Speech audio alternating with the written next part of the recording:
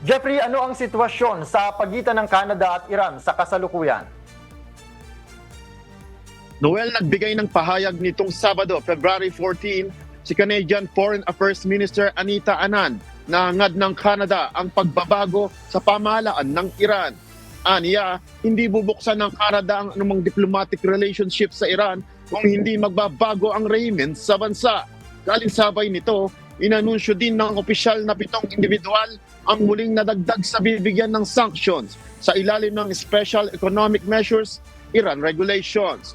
Ang mga pinatawang ito ng sanksyon ay konektado sa ahensya ng Estado ng Iran na irresponsable sa pananakot, karahasan at sa transnational na panunupil sa mga Iranian dissident at sa mga human rights defender.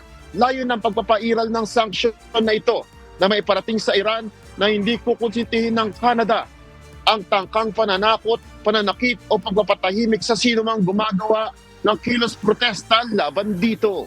Matatanda ang taong 2012 nang putulin ng Canada ang diplomatic relationship nito sa Iran. Balik sa iyo, Noel. Yes, Jeffrey, ano ang mahalagang nagagawa ng sanctions na ito?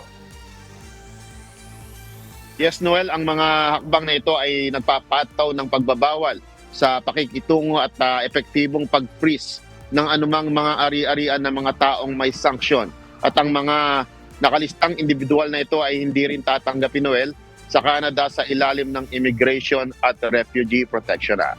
Noel. Alright, maraming salamat, Jeffrey Coz, live mula sa Edmonton, Canada.